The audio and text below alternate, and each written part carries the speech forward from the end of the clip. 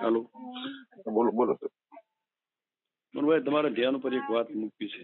જો હા આ વિષયમાં જે બનાવ બન્યો ને ત્યારે તમે એના સાક્ષી છો. એ ઘરે 63 ડોઝ છૂટા થાય જ નહીં. સાંભળો, આપણે કઈ રીતે બધું કરાવરાયું છે ને બધું માંડવાળ કરાવ્યું છે ને એ હવે હું અહીં જાણું છું. એમાં અહીંયા ગૃહમંત્રી અને મુખ્યમંત્રી જાણે છે. એટલે ત્યારે તમારે વાત થઈ તમારો આભાર. એમ જો આપણે આવું કાયમ ખટપટનું ચાલુ રાખવાનું હોય ને તો વિકાસના કામ માટે અસર થશે.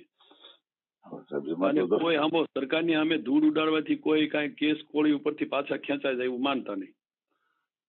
હવે તો જે થાય હવે તો આપણે આ કરે એમાં હું કરી દઈશ બીજું. ના ના, તમે તમારા સપોર્ટ થી આ બધું થાય. સાંભળો, કરશે એમાંથી બગડવાનું. સાંભળો, એમાં મને કાંઈ રાજકીય નુકસાન નથી થવાનું. મારે 2.5 વર્ષ કાંઈ લોકસભા ચૂંટણી લડવી જ નથી.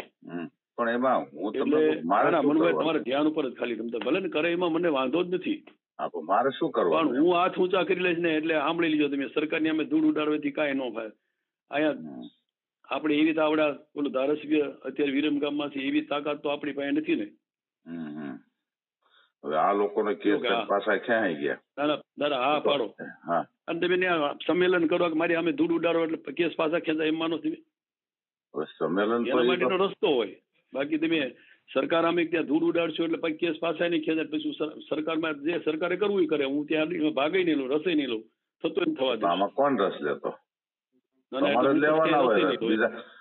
મંત્રી તરીકે સાહેબ તમારી જવાબદારી હોય કે ભાઈ મારી જવાબદારી તમે મારી અમે ધૂળ ઉડાડો બધા અને પાછા જવાબદારી મંત્રી છે નહીં હોય. કેમ તમારી મનુભાઈ છૂટા થયા હોય ને તો અમે તમને કીધું એટલા માટે જામીન મળ્યા હતા. એમાં બધું થાય. તમારી સામે કોણ ધૂળ ઉડાડે છે મને કયો? તમારું કોણ? ઓલો ભાઈ શું નામ છે? મોકલો ને શું કરો તમે? હવે જો મોકલો જે કરતો હું એને જાતો નહીં. ના ના, તમે બધા ધાર્ય જ કરો છો. તમારે ધ્યાન ઉપર ધ્યાન ઉપર મૂકવું છે. ધૂળ ઉડાડો ફાયદો નહીં થાય. કેસ એમ ક્યાંય પાછા ક્યાંય છે નહીં.